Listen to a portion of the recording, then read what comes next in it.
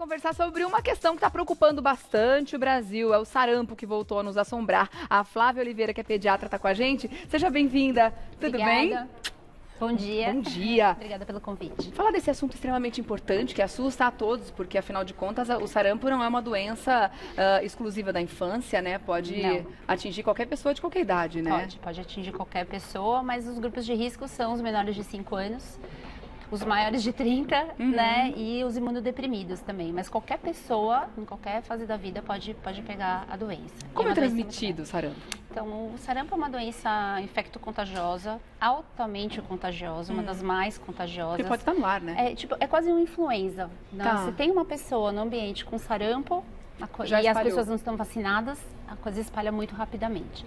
Ela é transmitida através de contato direto, pessoa a pessoa, normalmente por saliva, secreções, porque normalmente o quadro tem essa questão nasal, de tosse, então é uma transmissão direta.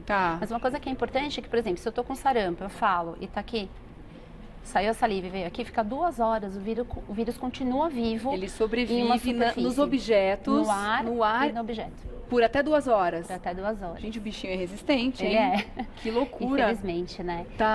Por isso que é tão importante também, cada vez que a gente se lembra, o quanto é importante a gente lavar as mãos, higienizar as mãos sempre. Exatamente, lavar. Né?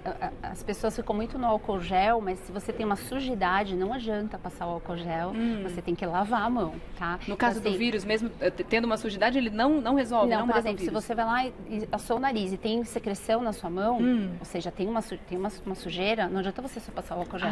Você tem que lavar. E aí, se você lavar bem, não necessariamente precisaria passar o álcool gel, mas a gente acaba passando. Mas a gente acha que é só o álcool gel o suficiente e às vezes nem lava a mão durante o dia. Então precisa ter uma lavagem de mãos adequada também. E essa transmissão via objetos e coisas pode ser qualquer coisa, né? O celular, qualquer objeto da casa, roupa também? Né? Objeto na boca. Sim.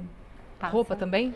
Roupa não, acredito que não. É uma coisa um pouco mais de pegar, de ter o contato direto, aí coça o olho, coça o nariz. Então, tudo que tem mucosa acaba sendo uma via de entrada do vírus. E quais são os sintomas do sarampo? Como é que a doença se manifesta? Ela começa com uma febre alta, normalmente, bem alta, queda do estado geral. Então, das doenças de infância que a gente conhece, cachumba, rubéola, é a que mais deprime a pessoa.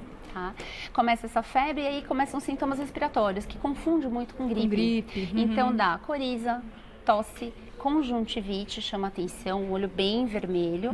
E aí depois de mais ou menos uns 4 ou 5 dias começam a aparecer algumas manchas, que começam na face, vão para o pescoço e depois de uns 2, 3 dias vai para o corpo inteiro. Pode até pegar palma e planta de pé.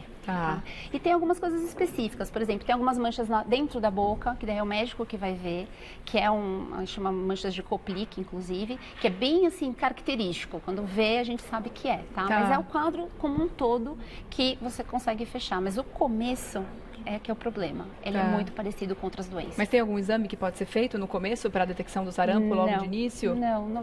É porque as sorologias, elas demoram muito para sair. Você não tem um teste rápido. Que nem, por exemplo, para dengue, para influenza, você vai lá, faz e 30 minutos, 1 hora você sabe. Mas no caso do sarampo, não. Tem que esperar os sintomas aparecerem mesmo. Tem que esperar, mas uma coisa que eu sempre falo, principalmente para as mães, a gente conhece o filho melhor do que ninguém. Sim. Se você olhou e acha que está saindo muito da curva das outras doenças que já aconteceram, sempre procure uma ajuda médica, sempre procure uma avaliação, porque isso é aquelas horas que podem fazer a diferença. Toda a diferença, claro. Exatamente.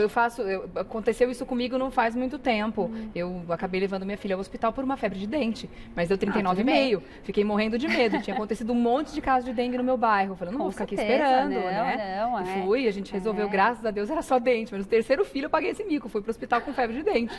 Mas eu prefiro pecar assim, pelo excesso. Não é mico, é seu filho. É cuidado, mais precioso que a gente tem. Exatamente. Tem que ir mesmo, né? Agora, a gente está falando disso tudo não para assustar as pessoas, meu Deus, o sarampo está de volta e tal, mas para a gente lembrar do cuidado e da importância da vacinação. O que está acontecendo agora no Brasil é que a gente não está conseguindo alcançar os níveis ideais de vacinação nas pessoas, de imunização da população, não é isso, doutora? Exatamente, isso é um ponto importantíssimo, acho que é de tudo que a gente vai falar.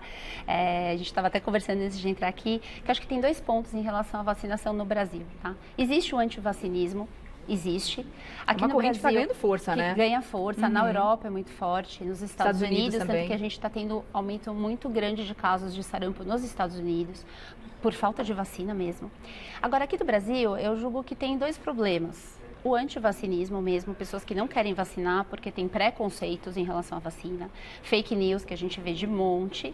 E existe também aquele grupo de pessoas que não têm acesso à vacina no sentido, por exemplo, o posto de saúde, ele não abre o tempo todo. Aquela mãe que é doméstica, por exemplo, que não tem horário, que horas que ela vai fazer essa vacina? Dificuldade do acesso. Então, precisa de uma política também de saúde, né, para conseguir cobrir tudo isso. Mas realmente a vacina é a melhor maneira de evitar.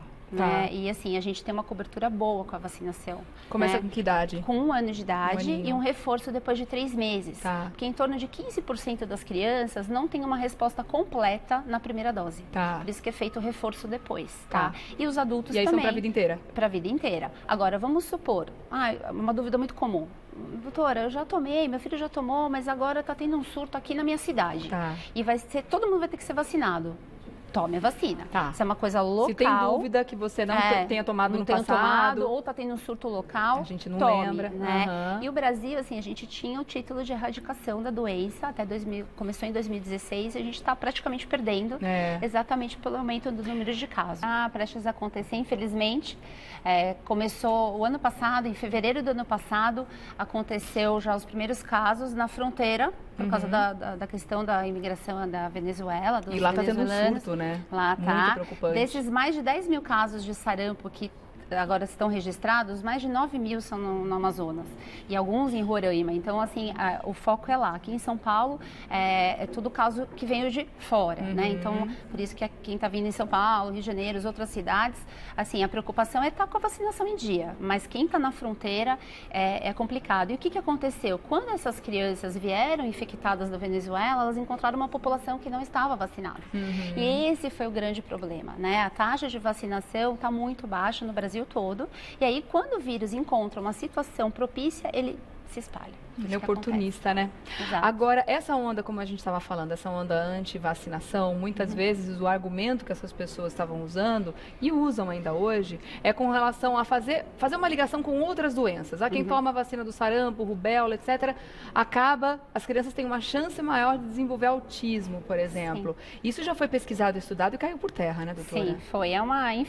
Foi uma pesquisa infeliz, um trabalho infeliz, que inclusive se a gente for buscar na internet, a gente não acha ele por completo, ele foi retirado, mas uma vez que foi liberado, o estrago aconteceu. E foi um trabalho um pouco manipulado, comprado, e que foi liberado assim para atingir a indústria farmacêutica mesmo, falando que a vacina tríplice viral, que é sarampo, cachumba, rubéola, causava autismo. Isso não tem nenhum embasamento, os pais não devem nem pensar sobre isso, porque não tem nada a ver. Então, isso totalmente segura. Totalmente segura. Os efeitos colaterais de vacina existem, mas assim, ponderar, né? O risco de ter um sarampo, uma doença grave que mata, e ter um efeito colateral, de uma febre, um mal-estar, alguma coisa assim. Então, eu acho que a questão toda é não acreditar em tudo que você lê. Né? Vá ver a fonte disso, pesquise quem está falando sobre isso, porque você pode pôr em risco a vida do seu filho ou da sua família.